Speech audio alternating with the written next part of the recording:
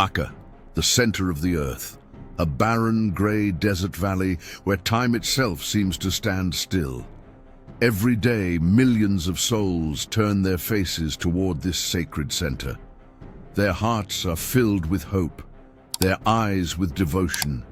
They circle that ancient house known as the Baytullah, the house of Allah. But amidst this sea of believers, shoulder to shoulder with them, stands a guardian whom no one can see.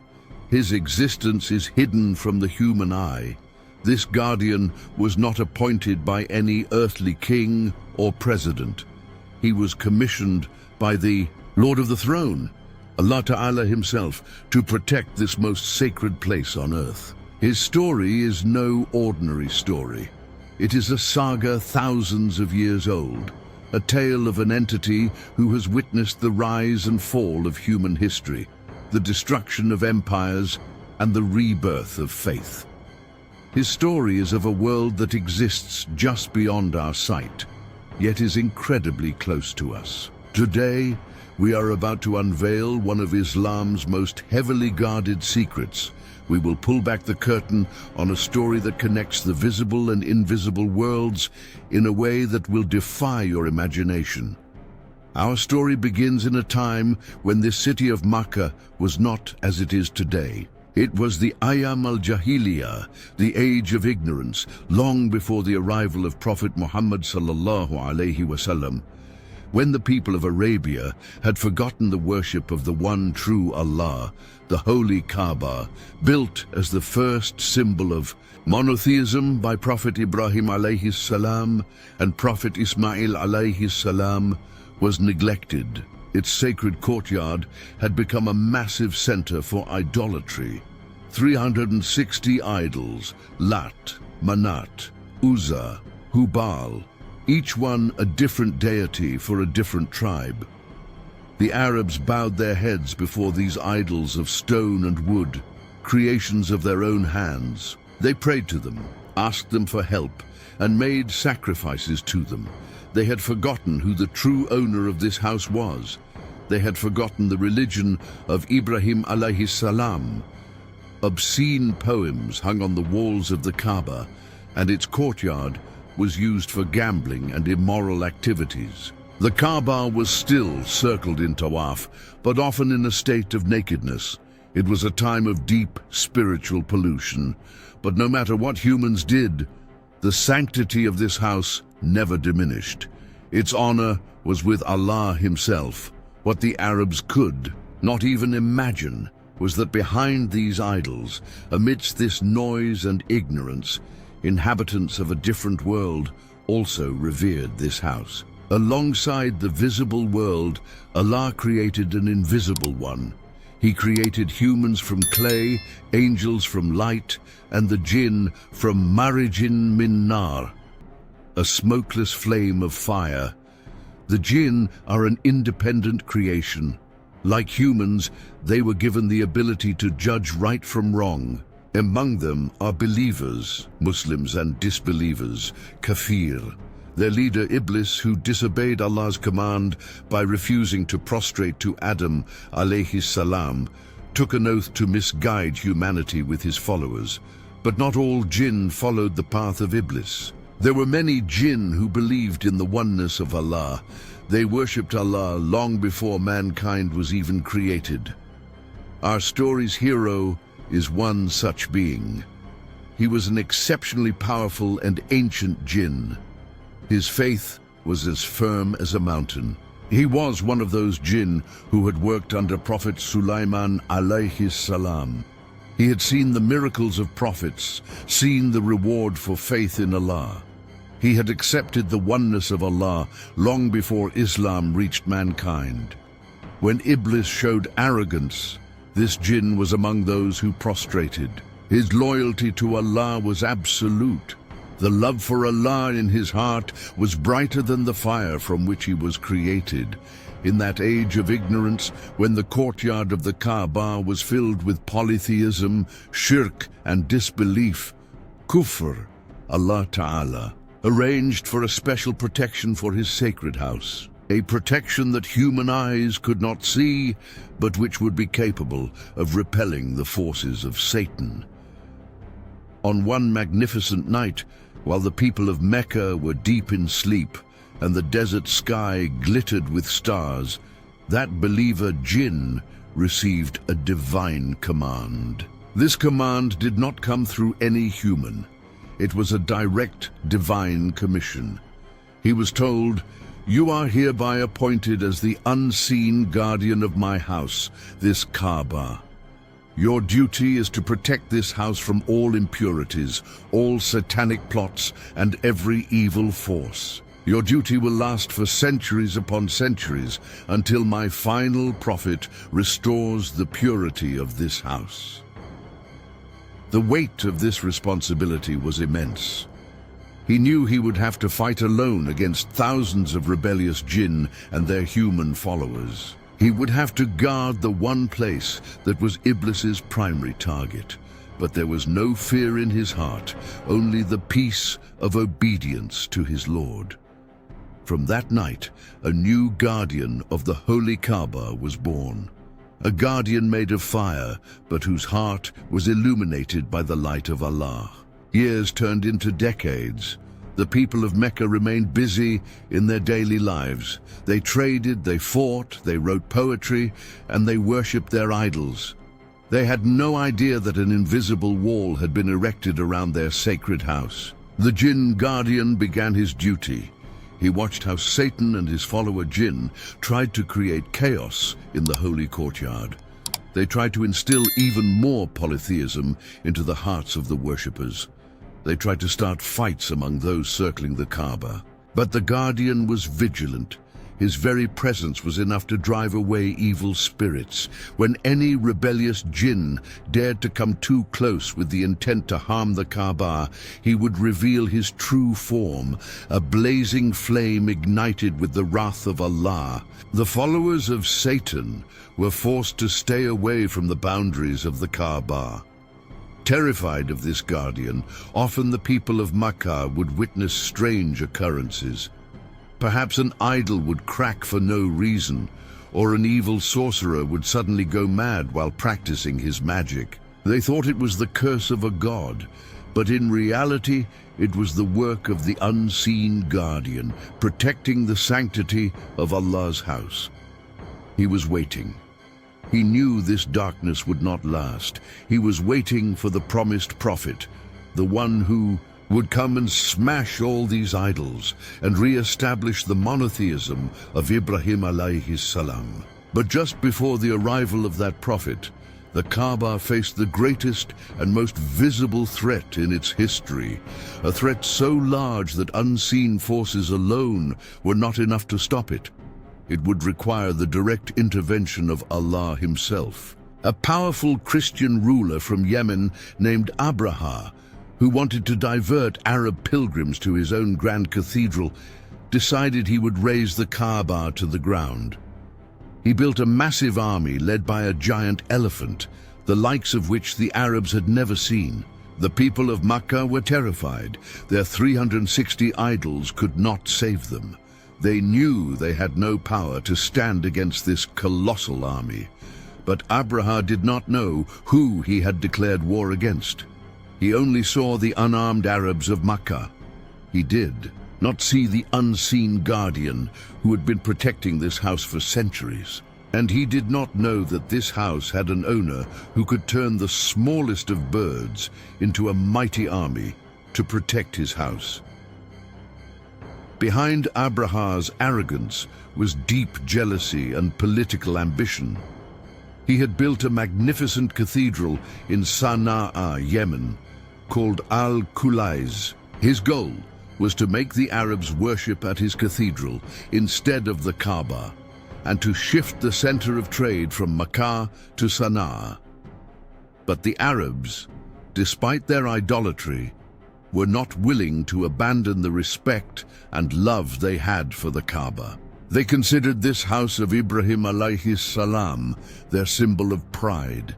It is said that one Arab, showing his contempt for Abraha's announcement, snuck into the cathedral at night and desecrated it. This incident drove Abraham mad with rage. He swore he would grind the Arab symbol of pride, the Kaaba, into dust so no one would ever dare to disrespect his cathedral again. He formed a massive army. Thousands of trained soldiers, though not accustomed to the harshness of the Arabian desert, were skilled in warfare. But the main attraction of his army was the elephant, specifically a giant elephant named Mahmud, which marched at the front. The Arabs had never seen elephants used in war.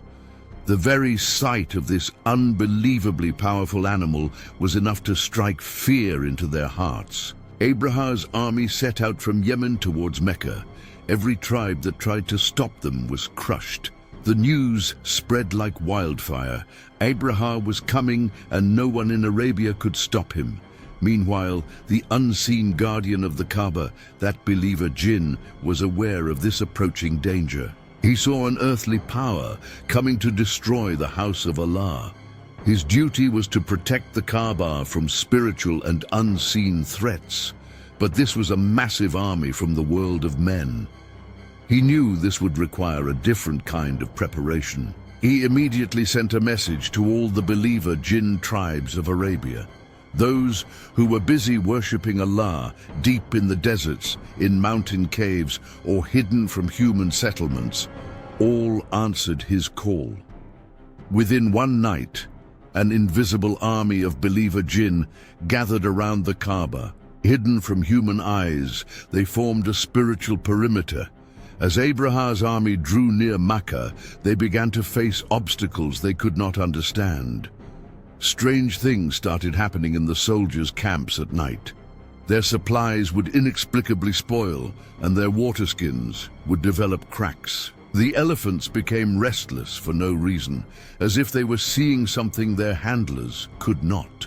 The Jinn guardian and his companions had begun their assault on the morale of Abraha's army. They instilled an unknown fear into the soldiers' hearts, a fear unlike any they had known. Soldiers began having nightmares of giant beings made of fire chasing them. Abraha's commanders dismissed it as desert fatigue and delusion. But an ominous whisper had already started to spread through the ranks. Finally, Abraha's army reached a place just outside Mecca called Wadi Muhassir. The people of Mecca, seeing the impending doom, fled the city and took refuge in the surrounding mountains. They knew they could not fight this army. The leader of Makkah and the grandfather of Prophet Muhammad sallallahu alaihi wasallam, Abdul Muttalib, went to meet Abraha.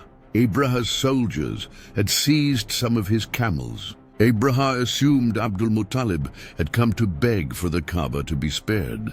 But Abdul Muttalib only asked for his camels back. Abraham mocked him. "I have come to destroy the house of worship of you and your forefathers, and you are worried about your camels." The reply Abdul Muttalib gave is written in golden letters in history. He said calmly, "I am the owner of my camels, so I have come for them. As for this house, it has an owner. He will protect his own house." With these words, he took his camels and left, telling the people of Mecca to watch from the mountaintops how Allah protects his house. The next morning, Abraham ordered his army to attack the Kaaba. He commanded his lead elephant, Mahmud, to advance toward the Kaaba.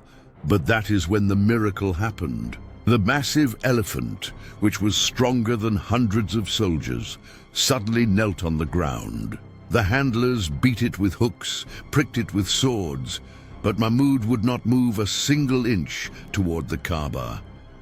If they turned it to face Yemen, south, or any other direction, it would eagerly start walking. But the moment its face was turned toward the Kaaba, it would sit down again. What the soldiers could not see was this. The unseen guardian, the Jinn protector of the Kaaba, was standing right in front of the elephant with his full power. He had taken on his form of fire, which human eyes cannot see, but which the animal's natural instinct could sense. Mahmud saw before it an entity whose power dwarfed Abraha's entire army. It refused, out of fear and reverence, to advance on the house of Allah. While Abraha's men were busy with the elephant, a strange sight appeared in the western sky. The sky grew dark, but not with clouds. Flocks of small birds, which the Arabs had never seen before, flew in from the direction of the sea. They are called Ababil. Each bird carried 3 tiny pebbles, 1 in its beak and 2 in its claws. These were not ordinary pebbles. They were sigil, stones of hard-baked clay. In the words of the Quran, these birds began to rain down these stones on Abraha's army. What the human histories don't tell you is that the unseen Jinn guardians were assisting in this attack. They were guiding the path of every pebble, making each one act like a guided missile. Whichever soldier was struck by a pebble, it pierced his armor, entered his body, and caused his flesh to melt away. In an instant, the mighty army was annihilated. The soldiers ran in terror, but there was no escape from Allah's punishment. Abraham himself was wounded. He watched his pride, his power, and his army disintegrate before his eyes. He managed to flee back toward Yemen, but his body also began to rot and fall apart. He died a miserable death before he even reached Sana'a. Allah's army, tiny birds, and unseen jinn worked together to turn one of the world's most powerful forces into chewed-up straw. The jinn guardian of the Kaaba stood amidst the ruins. His form blazed like a flame. He had passed his first and greatest earthly test. The house of Allah was safe, but he knew this victory was temporary. This war was against an external enemy. The real battle was yet to come. The 360 idols inside the Kaaba had not yet fallen. Through this event, Allah had announced to the world that this house had a special status. Because in this very year, the great human being who would restore the true sanctity of this house was about to be born. The Guardian's long wait was coming to an end. In that very year of the elephant, that promised light dawned upon Makkah. Muhammad sallallahu alaihi wasallam, the son of Abdullah, was born. The unseen guardian, the jinn protector of the Kaaba, felt an unprecedented spiritual shift at the moment of his birth. It was a tremor that only the unseen world could feel. That night, the 360 idols inside the Kaaba seemed to tremble in fear. The 1,000-year-old sacred fire of the Persians was extinguished. The minarets of Khosrau's palace in Persia collapsed. But the biggest event was happening in the spiritual realm. The jinn guardian saw the gates of the heavens being sealed off to the rebellious jinn and devils. Previously, they could travel near the heavens, eavesdrop on the conversations of the angels, and then come to earth to twist that information for soothsayers. But with the arrival of this prophet, that path was permanently closed. Whenever a devil tried to approach the heavens, a burning meteor would chase it away. The source of satanic knowledge on earth was cut off. The guardian understood his wait was over. He was no longer just a protector. He was about to become a witness to a revolution. Years passed. He watched the child grow. He saw how the people of Makkah called him Al-Amin, the trustworthy. Whenever Muhammad sallallahu alaihi wasallam entered the courtyard of the Kaaba, the jinn guardian felt a strange serenity. He watched how even the idol worshippers submitted to the honesty and purity of this one young man. Then came the moment at the age of 40, in the cave of Mount Hira. The first revelation came to him. Read. When the Prophet sallallahu alaihi wasallam returned home trembling from the weight of the divine message, the jinn guardian knew that a new era had begun. He watched as one by one people began to accept this new faith. First Khadija, then Abu Bakr, then Ali and Zaid. In those early days of Islam, when the believers were few, their only safe places of worship were a secluded valley or the private room of a house. But sometimes they would come to the Kaaba under the cover of night. The unseen guardian of the Kaaba would watch these new believers. He saw them ignore the 360 idols and prostrate to the one true Allah. This sight made his 1,000-year vigil feel worthwhile, but the persecution of the Quraysh began. Whenever they saw these new believers, They inflicted brutal torture upon them. The hot boulder placed on the chest of Bilal radiallahu anhu, the martyring of Sumayya radiallahu anha with a spear. All of this happened before the eyes of the guardian of the Kaaba. His body, made of fire, would burn with rage. He had the power to incinerate those oppressors in an instant, but he was bound by Allah's command. This was a human test. He was not permitted to directly interfere in the test of mankind's free will and faith. His duty was to protect the Kaaba, but now a new aspect of his duty was revealed.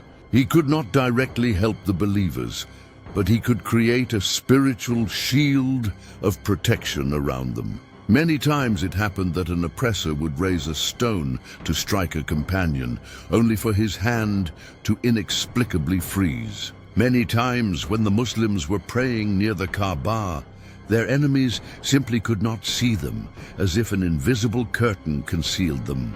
The disbelievers thought it was a trick of their eyes, but they did not know that the unseen guardian of the Kaaba was protecting his brothers in faith by Allah's permission.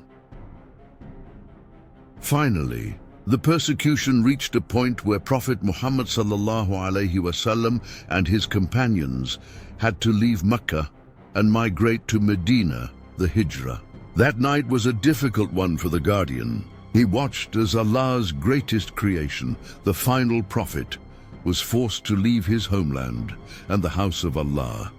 The courtyard of the Kaaba was once again left to the idol worshippers. But the guardian knew this separation was temporary. He did not abandon his post. He remained in Mecca, guarding the house of Allah and waiting for the promised day of victory.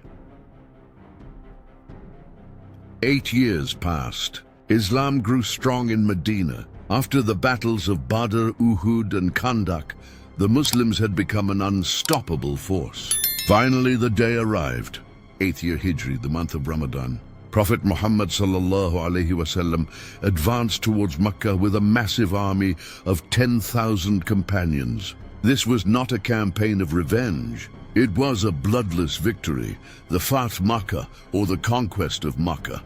The Quraysh surrendered without a fight. Prophet Muhammad sallallahu alaihi wasallam entered Makkah as a victor. He first performed tawaf, circumambulation of the Kaaba. He held a staff in his hand. Inside and around the Kaaba, the 360 idols still stood. They were symbols of centuries of polytheism and ignorance. Prophet Muhammad sallallahu alaihi wasallam began to touch each idol with his staff, reciting a verse from the Quran. Truth has come and falsehood has vanished. Surely falsehood is bound to vanish. What human eyes saw was that with each touch from the Prophet sallallahu alaihi wasallam's staff, an idol would fall flat on its face. But what human eyes could not see was the great spiritual war raging in the unseen realm. Historians write that these idols were not merely stone and wood. Having been worshipped for centuries, they had become habitats for rebellious jinn and devils. These evil entities clung to the idols as they were their sources of power on earth. As Prophet Muhammad sallallahu alaihi wasallam was striking down each idol, the unseen guardian of the Kaaba and his believer jinn companions were pouncing on the devils being expelled from them. In the courtyard of the Kaaba, hidden from human eyes, a fierce battle of fire and light commenced. The guardian, who had waited 1,000 years for this very moment, attacked these followers of Iblis with all his might. He began to cleanse every corner of the house of Allah of this spiritual filth. The devils fled screaming. The stronghold of centuries had been destroyed today. When the last idol was smashed, the spiritual atmosphere of the Kaaba changed completely. 1,000 years of accumulated darkness was dispelled in an instant. The Kaaba returned to its original state, pure, holy, a center for the worship of Allah alone. Prophet Muhammad sallallahu alaihi wasallam then asked Bilal radiallahu anhu to ascend the roof of the Kaaba and give the call to prayer. The adhan, When that call to monotheism, Allahu Akbar, echoed through the air of Makkah, it was not just the humans, but also the unseen guardian of the Kaaba who breathed a sigh of relief. His primary mission was fulfilled today.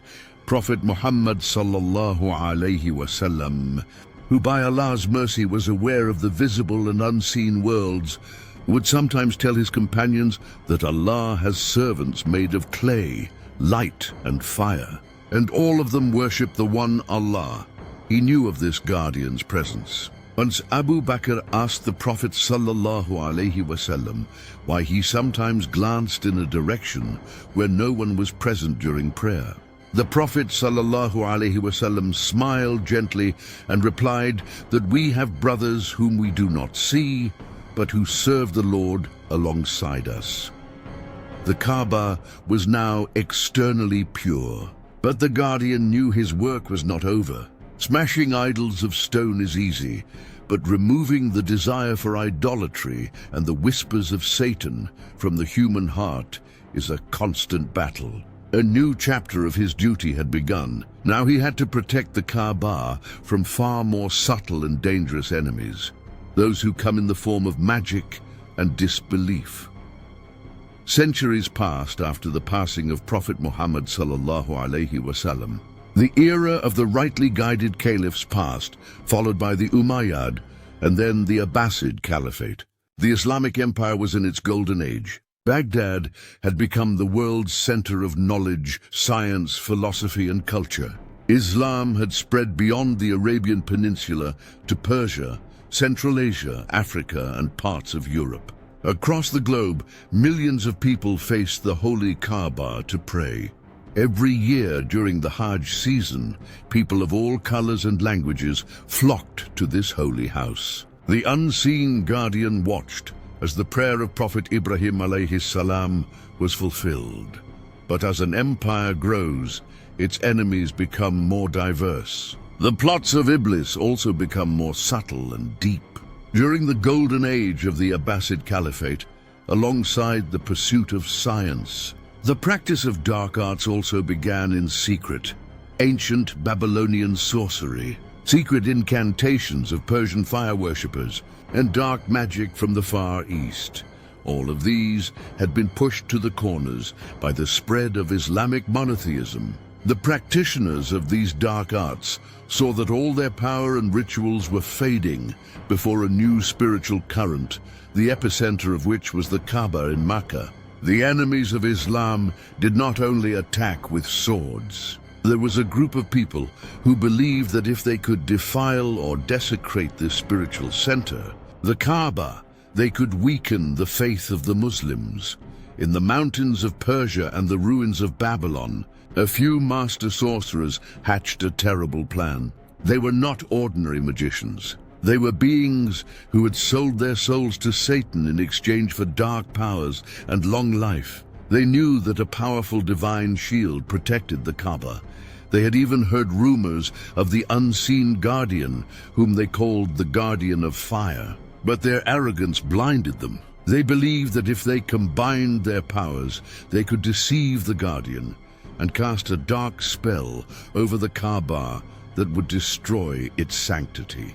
Their plan was to deaden the Kaaba, to cast a spell so dark that people would no longer feel spiritual peace there, so that their prayers would not be answered. They prepared for almost a year. They collected objects most hateful to Allah. They crafted incantations that were a direct worship of Satan. Finally, they formed a group.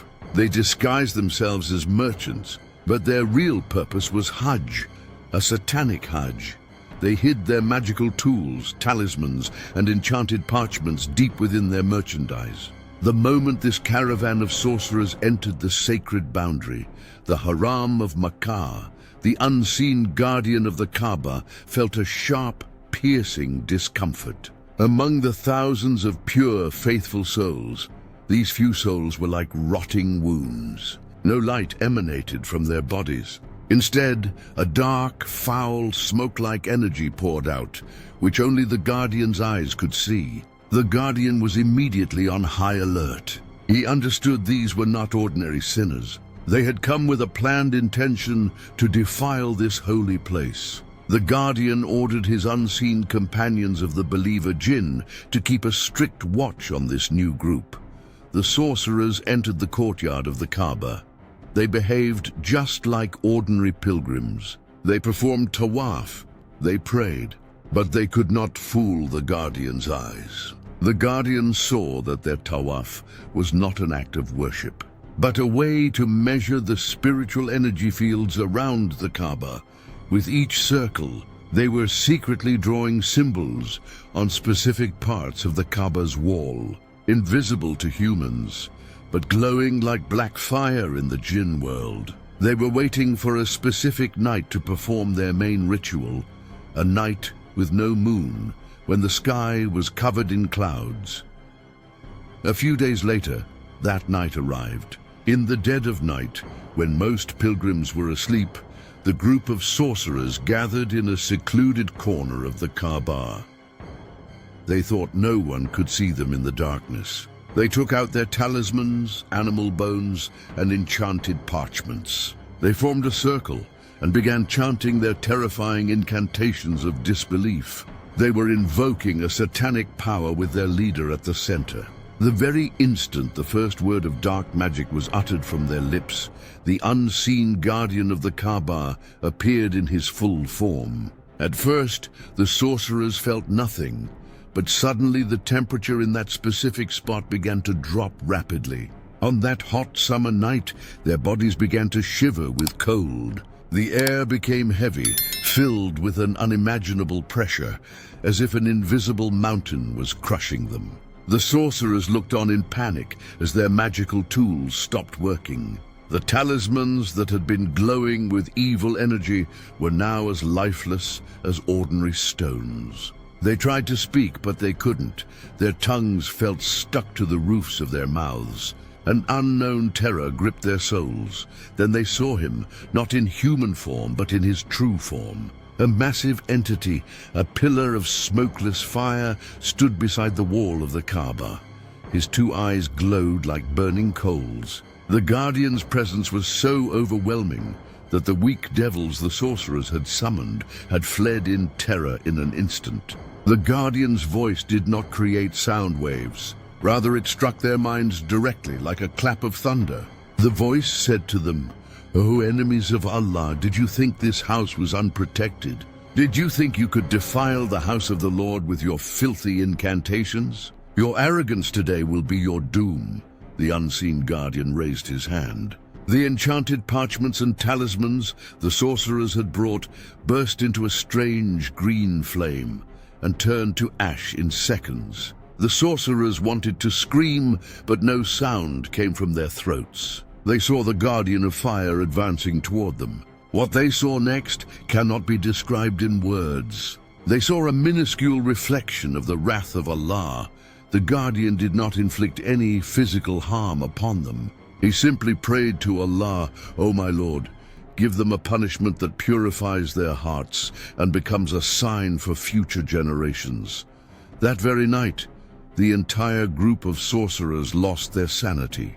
They became madmen. The next morning, the servants of the Kaaba found several foreign merchants sitting in the courtyard, behaving like madmen. They weren't speaking. They weren't eating. They were just staring blankly at the Kaaba and muttering. They remained in this state for 40 days. For 40 days, they did not sleep or eat. They just kept muttering praises of Allah and begging for forgiveness for their sins. When their consciousness returned after 40 days, they were no longer the same sorcerers. All the dark magic and arrogance had been wiped clean from their hearts. The encounter with the Guardian and the miracle of the house of Allah had shaken their souls so profoundly that they became the most devoted followers of Islam. They spent the rest of their lives in Mecca, forgetting all the magic of their past lives. They dedicated themselves to the knowledge of the Quran and Hadith. It was they who later described the terrifying experience of that night. The story of an unseen guardian who is ever ready to protect the house of Allah.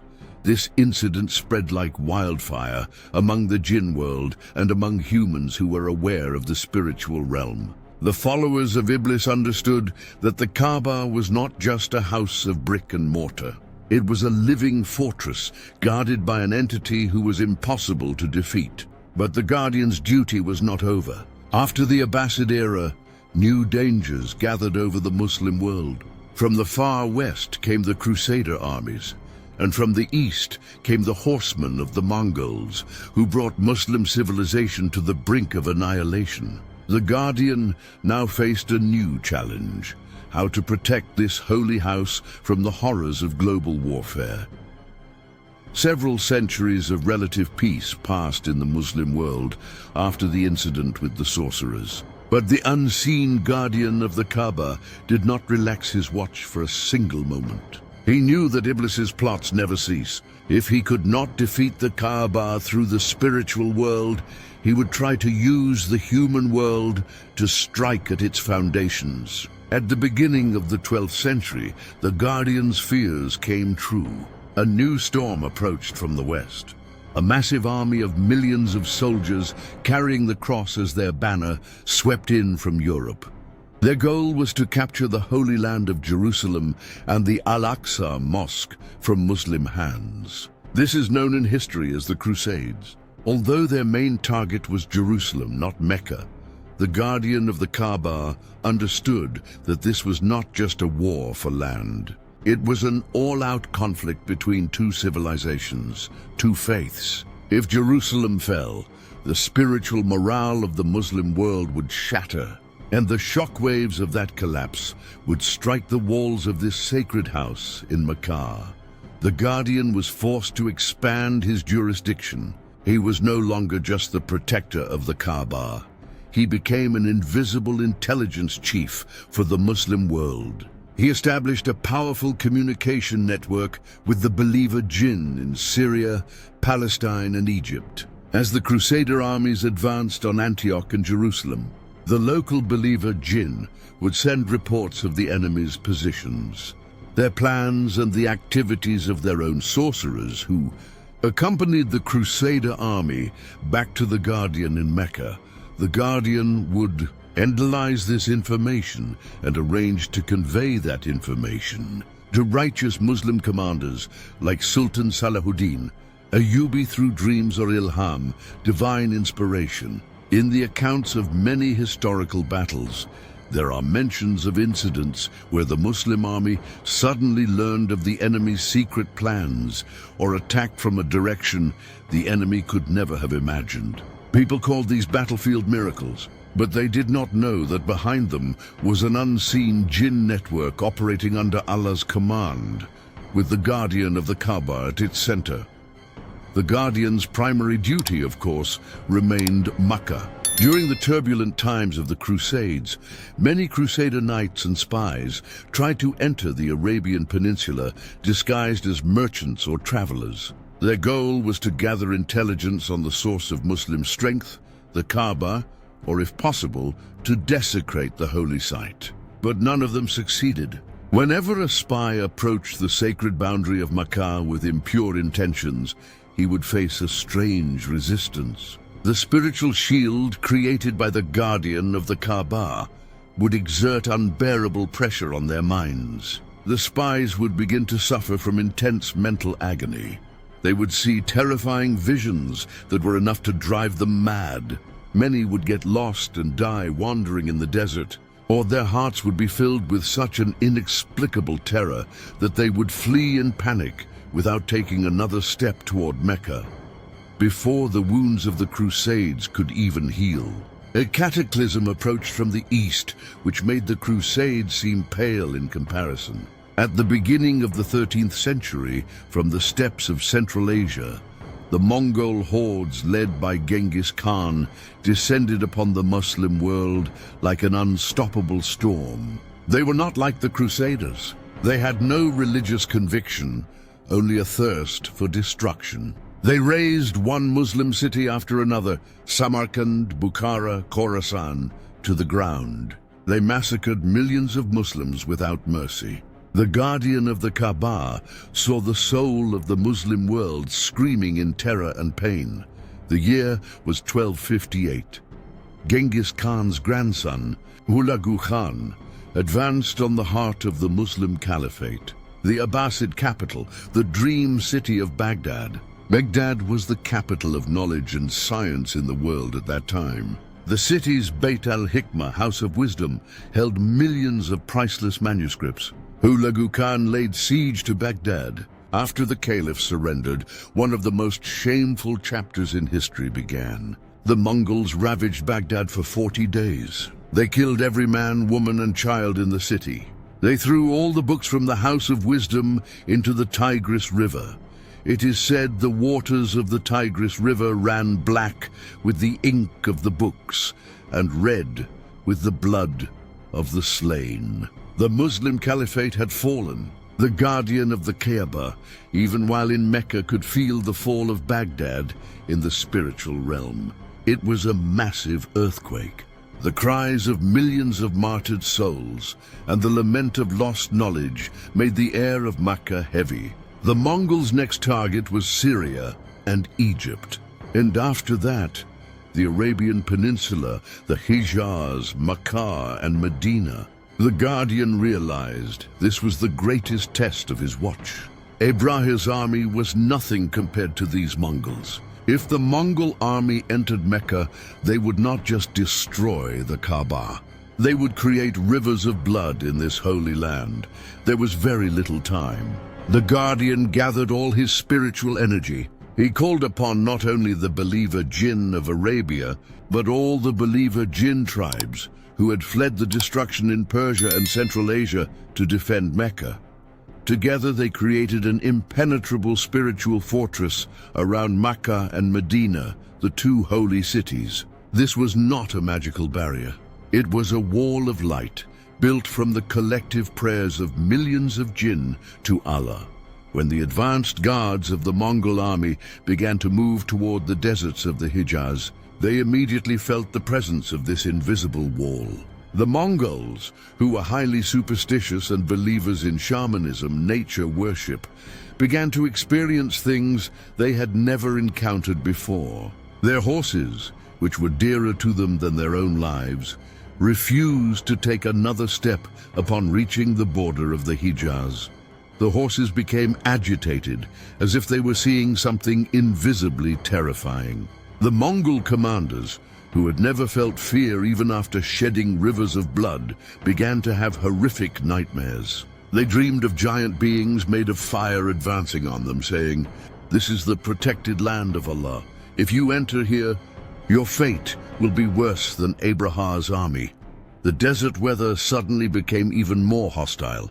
The Mongols, who came from cold climates, could not bear the desert heat. Strange diseases began to spread among them. Their shamans, priests, performed their rituals and found that the spirits of this land, according to their belief, were extremely powerful and were not willing to accept any outsiders.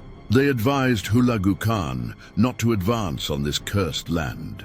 Historically, though the Mongols decimated Baghdad and Syria, they never attacked the core of the Arabian Peninsula, Makkah or Medina. They diverted their advance toward Palestine, where they faced their first ever devastating defeat at the hands of the Mamluk Sultan Baybars at the Battle of Ain Jalut. Human history says the Mongols avoided the Hijaz for geographical and military reasons. But the history of the unseen world says it was due to an impenetrable spiritual defense created by the guardian of the Kaaba, which protected the house of Allah. From the most barbaric force in history, the guardian was victorious once again. The caliphate was destroyed. The Muslim world was fractured and wounded. But the epicenter of Islam, the Kaaba, remained untouched. But he knew the danger was not over. The modern age was approaching, and the trials and plots of that age would be far more complex and dangerous than any sword or spell.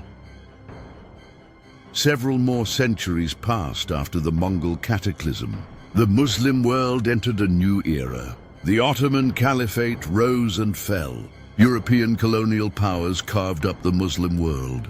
Then came the 20th century, the age of technology, the age of world wars, and the age of ideological conflict for the unseen guardian of the Kaaba. This new era brought a completely new set of challenges. The enemies no longer arrived on elephants, nor did they chant magical spells. The new enemies came disguised as ideologies and technology. It changed the entire environment of the Kaaba. The Masjid al-Haram underwent massive expansion. The ancient mud brick buildings and oil lamps were replaced by towering minarets, vast marble courtyards, thousands of electric lights and air conditioning. A modern infrastructure was built to handle the congregation of millions. The Guardian had to adapt to this new reality. His fiery being, accustomed to the desert heat, now continued its duty in air-conditioned environments. He observed how electricity and mechanical noise created a new kind of spiritual atmosphere. But his core duty remained the same, to protect the sanctity of Allah's house. As the 20th century passed and the 14th Hijri century began, an event occurred that was more horrific than the attacks of Abraha, the sorcerers, or the Mongols, because this attack did not come from the outside, but from within. This was November 1979, the very first day of the new Hijri century, 1400. The Muslim world was celebrating the dawn of a new century. But as the morning light broke, the sound of gunfire echoed from inside the Masjid al-Haram. A group of extremists, led by a man named Juhayman al-Otaibi, seized control of the Masjid al-Haram. Misinterpreting certain prophecies, they declared one of their own as the Imam Mahdi. They barricaded the gates and took thousands of worshippers and pilgrims hostage. For the unseen guardian of the Kaaba, this was the darkest moment of his 1,000-year watch. The enemies this time were not disbelievers. They claimed to be Muslims. They were threatening to shed the blood of Allah's servants in the house of Allah itself. They had turned the sacred courtyard of the Kaaba into a battlefield. For the first time, the Guardian's enemies were inside the walls with him. It was an unimaginable spiritual crisis. These rebels had violated the sanctity of the Kaaba, the most forbidden act within a sacred month. The Guardian was in a dilemma. His duty was to protect the Kaaba, but how could he intervene when this conflict was entirely a part of mankind's internal trial, fitna? He saw the rebels take over the minarets and set up sniper positions. They used hostages as human shields. When the Saudi security forces began their attempt to retake the mosque, a terrible battle erupted right in the holy courtyard. The Guardian's rage ignited his fiery being, but he could not overstep the command of Allah. He could not directly incinerate these humans, but he devoted all his energy to his primary duty, protecting the Kaaba itself. He immediately created a powerful invisible shield directly around the Kaaba itself. The purpose was twofold. First, to protect the physical structure of the Kaaba from the violence, and second, to limit the spiritual damage to the holy site. In the 2-week siege that followed, many hostages who were later freed spoke of strange occurrences. They spoke of how countless bullets fired by the rebels would miraculously change direction just before hitting the Kaaba's walls. How grenades exploding near the Kaaba would have their shrapnel muffled, as if an invisible wall had absorbed the blast. The Guardian was using his full power to keep the fighting away from the main structure of the Kaaba. At the same time, he was helping the innocent hostages. Whenever a hostage was in the direct line of fire, he would create a strong urge in their heart, causing them to suddenly move and be spared. People thought it was their luck or mere coincidence, but they didn't know that an unseen guardian of Allah was fighting to save their lives. This siege was a spiritual catastrophe. The bloodshed and violence that took place in the sacred courtyard created a deep, negative spiritual residue. Finally, when the Saudi government received a fatwa, religious decree, from the scholars to conduct a military operation inside the Holy Haram, the Guardian knew this nightmare was about to end. As the final assault by security forces began, the Guardian and his believer Jinn companions engaged in a different kind of warfare. They shattered the psychological resistance of the rebels. The extremists who had been fighting with blind conviction were suddenly gripped by an unexplainable terror. Their morale collapsed. On the other hand, the members of the security forces felt as if an unknown power was guiding them in the vast and complex underground corridors of the mosque where the rebels were hiding. It was as if an unseen hand was guiding the soldiers down the right paths. After 2 weeks, the horrific siege came to an end. The Masjid al-Haram was liberated. Humans came and cleaned the bloodstains from the Kaaba's courtyard and removed the broken glass. But the unseen Guardian was looking at the damage that human eyes could not see. The spiritual atmosphere of this holy place had been deeply polluted. After the siege ended, the Guardian's real work began. He now had to spiritually cleanse the holy site. For over a month, he engaged in special worship and supplication to Allah, working to remove the remnants of that negative energy. He invoked the mercy of Allah to restore the spiritual purity of this sacred house so that the worship of future pilgrims would not be affected by the shadow of this dark event. The Guardian had passed the most difficult test of the modern age. He understood that the wars of the future would not be of swords or guns, but of faith, ideology, and the preservation of sanctity. And his duty was now not just to protect the Kaaba from physical attacks, but to constantly protect its spiritual environment from the doubts, sins, and negative energies of the millions who came to visit. The wounds of the 1979 siege healed. The unseen Guardian of the Kaaba, by divine command, once again purified the spiritual atmosphere of the sacred house. But he knew this work of purification would never end. The modern age brought a new reality. Every year, millions of people come for Hajj and Umrah. It is the largest spiritual gathering in human history. But when these millions of people come, they do not just bring their devotion, hope, and prayers. They carry with them the entire burden of their lives, the darkness of their sins, their hidden fears, worldly anxieties, jealousy towards others, business worries, and 1,000 doubts. All of this enters the courtyard of the Kaaba with them. The Guardian of the Kaaba, whose vision can see these subtle layers of the human heart, observes this silent flow of spiritual pollution. He sees how the darkness of one person's sins can become a barrier to the concentration of the worshipper next to him. He feels how the noise of worldly thoughts tries to disrupt the serenity of this holy place. His duty is no longer just to fight swords or magic. His new and much harder duty is to keep the spiritual atmosphere of this house under a constant filtering process. He maintains an invisible field around the Kaaba, not a physical barrier, but a field of spiritual purification. When millions of hands are raised in prayer, the Guardian ensures that those prayers are not obstructed by any negative energy. He cloaks himself in the power of Allah's names, the ones that purify.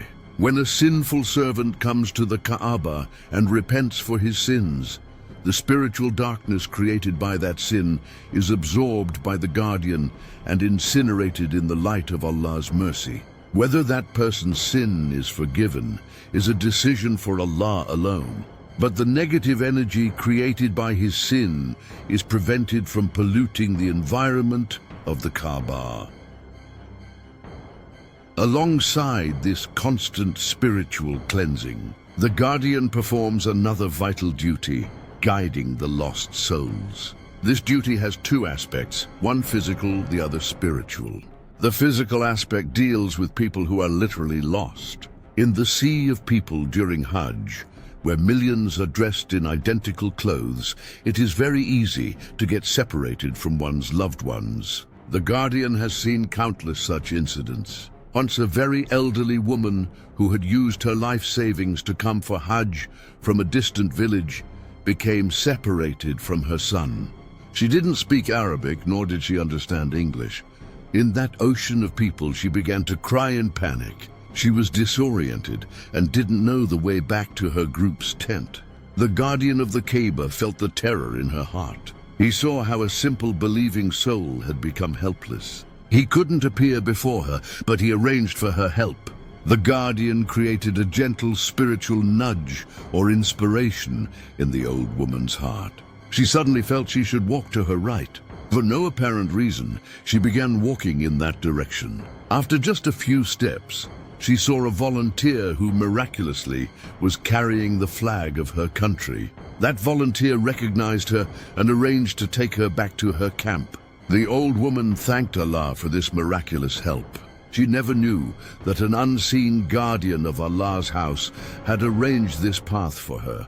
But the Guardian's real work is with those who are not physically but spiritually lost. Many people come to the Kaaba whose hearts have turned to stone from the weight of their sins. They come because they have nowhere else to go. They consider themselves so sinful that they have even become hopeless of Allah's mercy. Once a man came from a distant land for Umrah. He had committed such terrible sins in his youth that he was disgusting even to himself. He entered the courtyard of the Kaaba, but his legs felt heavy.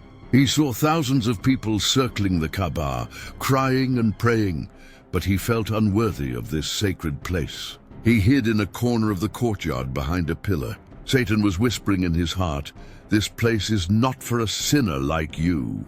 There is no forgiveness for you. Go back." He didn't even have the courage to look at the Kaaba. His heart was full of despair and self-hatred. The Guardian of the Kaaba saw this broken heart. He saw a soul standing on the brink of destruction, one that needed help right now. The Guardian's heart feels a special sympathy for such souls, because he knows that Iblis's greatest victory is to make a person despair of Allah's mercy. The Guardian silently approached the man. He created a special spiritual field around him. This field blocked the whispers, was of Satan. The man suddenly felt the heavy air around him lighten. The unbearable pressure inside his chest eased. The Guardian then inserted a single thought into his heart. Not his own thought, but an echo of Allah's promise, "My mercy prevails over my wrath." The man was startled. He wondered where he had heard that. He lifted his head and looked at the Kaaba. At that moment, tears began to flow uncontrollably from his eyes. Tears he had held back for decades. He felt as if the owner of this house was calling him. All his shame, all his fear, all his arrogance began to melt away with those tears. He couldn't hold himself back any longer. He came out from behind the pillar and joined the flood of people performing tawaf. The Guardian stayed with him, invisibly. He watched the man circle the Kaaba, weeping like a child. With every circuit, a layer of sin seemed to peel away from his soul. When he completed his 7 circuits and stood to pray behind the Maqam Ibrahim, station of Ibrahim, he was a completely different person. His heart was light, at peace, and filled with gratitude to Allah. He felt that Allah had accepted his repentance. He left Mecca a new man, with the pure feeling of a newborn. He spent the rest of his life in the worship of Allah and in service to people. He would never know that on that night, an unseen guardian of the Kaaba had pulled him from the pit of despair and placed him before the mercy of Allah.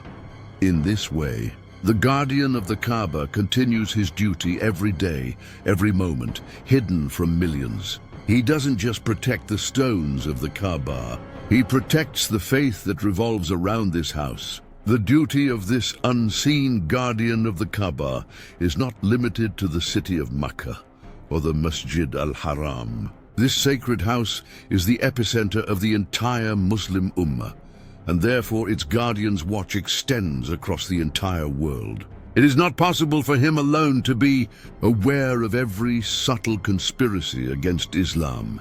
in every corner of the world, or the cry of every believer's heart. This is why, for centuries, he has operated a global network of believer Jinn.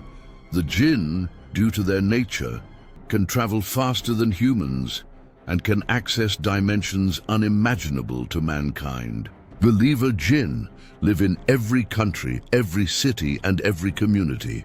They live alongside humans, but invisibly. The guardian of the Kaaba is the central hub of this invisible network. As the protector of the Haramain, the two holy mosques, he holds a special position of honor in the Jinn world. When a dangerous deviation, bid'ah, in the name of Islam, begins to spread in a country in the Far East, the local believer Jinn immediately relay that news to the guardian in Makkah. When a long-lost important manuscript of Islamic history is about to be discovered in the dusty basement of a European library, the guardian learns of this information. This network does not operate through magic.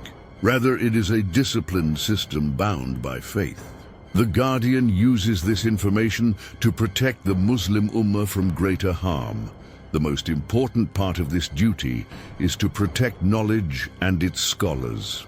Throughout history, the guardian of the Kaaba has kept a special watch over the great scholars, ulama, imams, and saints of Islam. These are the people who are the inheritors of the knowledge of Prophet Muhammad sallallahu alaihi wasallam. Iblis's primary goal is to corrupt this knowledge or to misguide its bearers. The guardian watched how great imams, like Imam Abu Hanifa, may Allah have mercy on him, Imam Ahmad ibn Hanbal, may Allah have mercy on him, were persecuted by the caliphs of their time. Yet they did not deviate an inch from the truth. In those difficult times when the imams were imprisoned, the guardian, by Allah's command, would send his unseen companions to give them spiritual company. The scholars might have thought that the immense patience and mental strength they felt in those difficult moments was purely the mercy of Allah, and it truly was. But they did not know that Allah's mercy sometimes comes in the form of an unseen companion who would whisper in their ear, "Be patient, Allah is with you."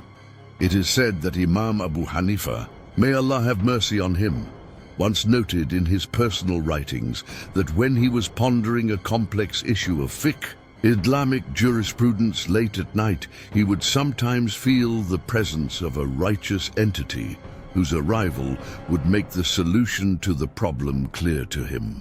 Even when Imam Bukhari, may Allah have mercy on him, was compiling the Sahih Hadith from millions of narrations, the followers of Satan tried relentlessly to mislead him. They tried to create confusion in his memory, to trick him into accepting a weak narration as authentic.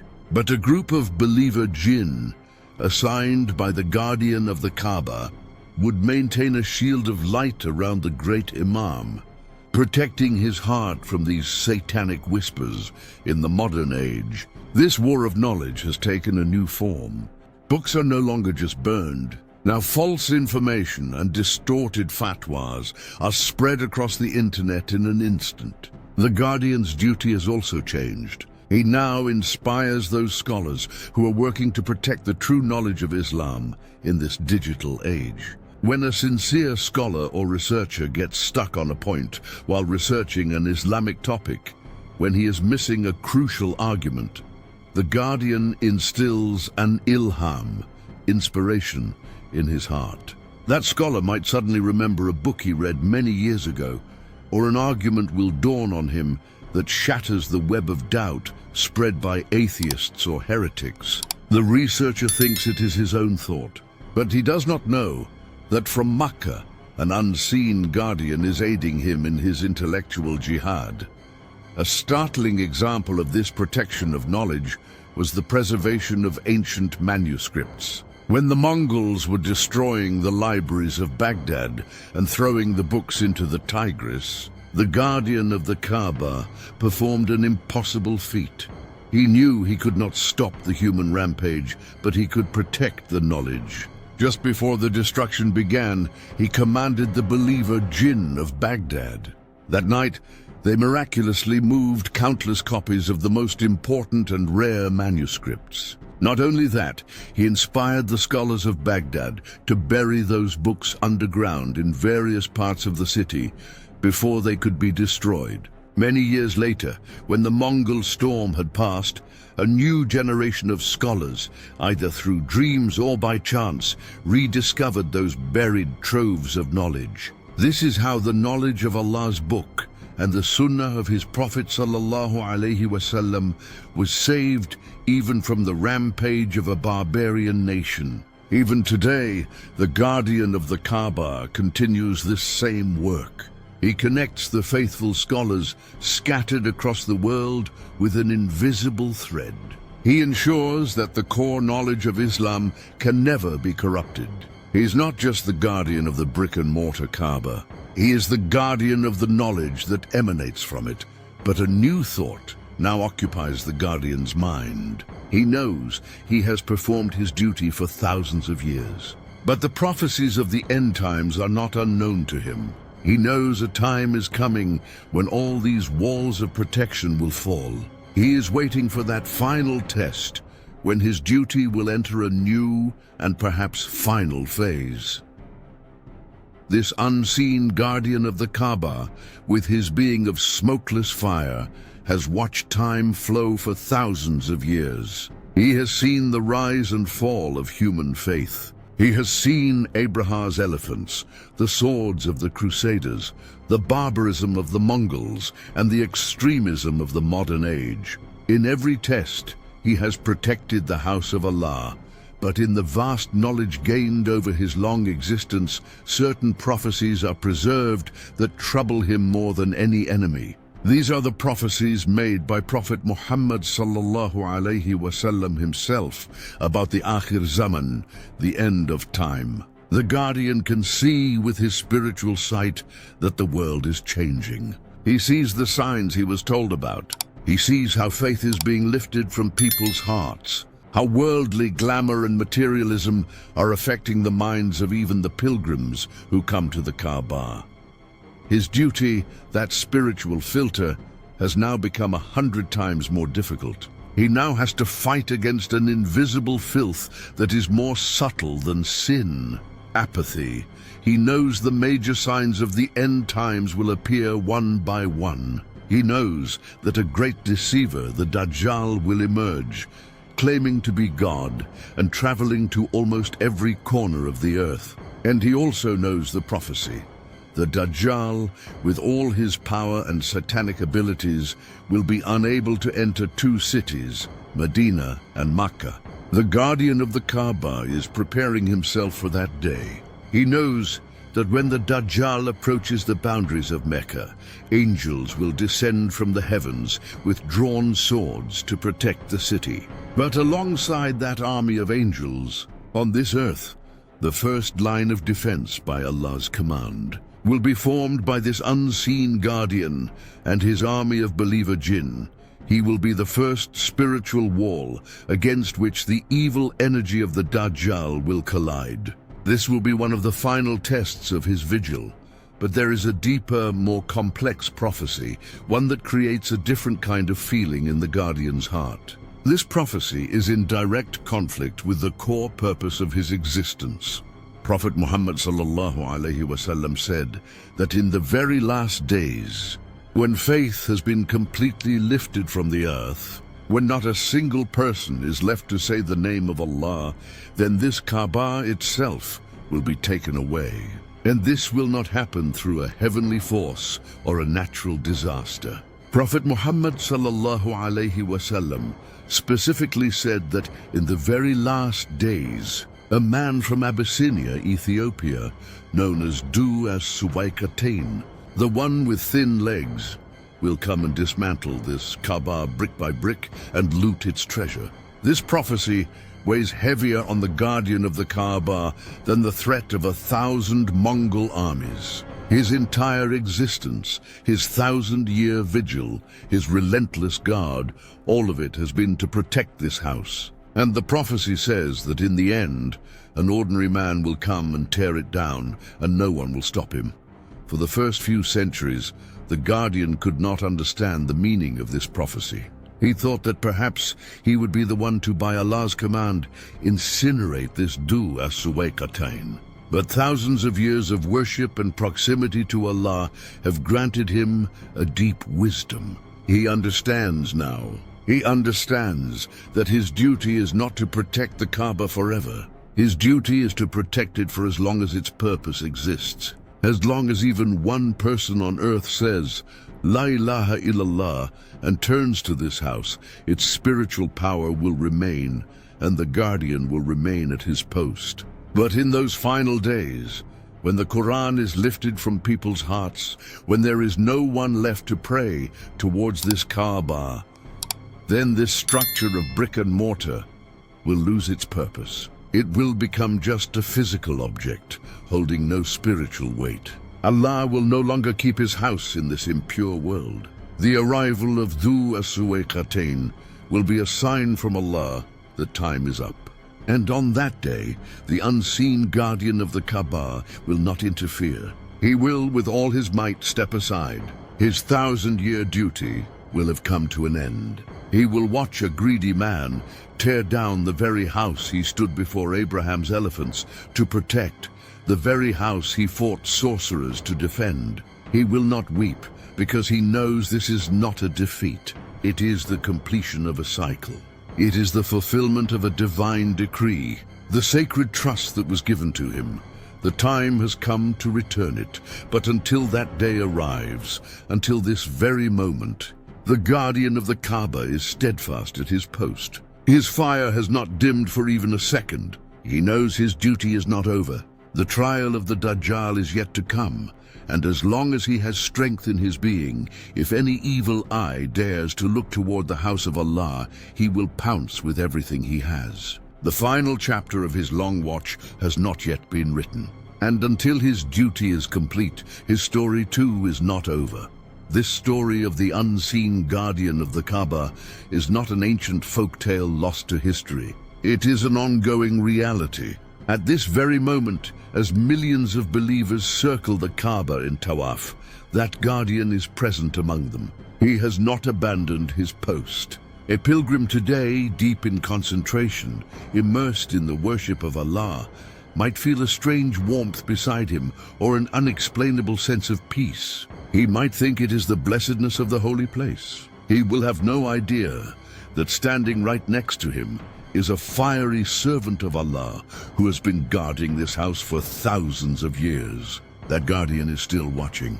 He sees the pilgrims who have left all worldly attachments behind, mad in their love for Allah. He sees the repentant souls bowed down by the weight of their sins. And for all of them, he prays for Allah's mercy. This guardian's story reminds us of a great truth. This visible world is not all there is.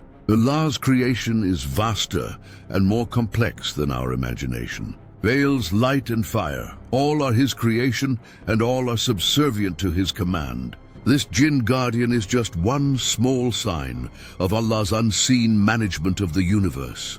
He is a symbol of Allah's promise that he himself will protect his house and his religion. He is a living embodiment of the promise he made to Prophet Ibrahim alayhi salam when he laid the foundation of this house. This guardian teaches us that the battle of faith is not just fought in the world of humans. It is being fought constantly in the worlds of the Jinn and the angels as well.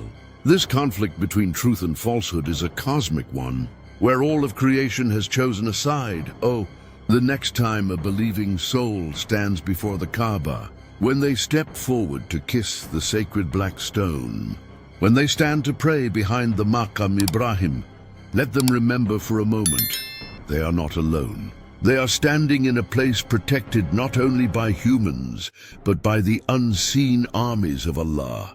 They are circling a house that is guarded by an entity who stopped Abraha's elephant, foiled the plots of sorcerers, and repelled the barbarism of the Mongols. This realization fills the heart of a believer with a new strength.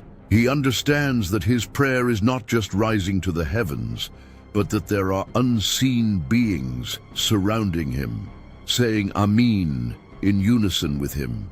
The sun rises and sets over Makkah every day. Empires fall and new ones are built. Human history changes every moment, but that unseen guardian does not change. He remains at his post, an eternal sentinel. As long as there is even one believer on earth who turns to this house and says, Allahu Akbar, the guardian of the Kaaba will remain steadfast in his duty. His story will continue. His fire of faith from which he was created will burn for all eternity. A living flame, bearing eternal witness to the oneness of Allah and the sanctity of his house.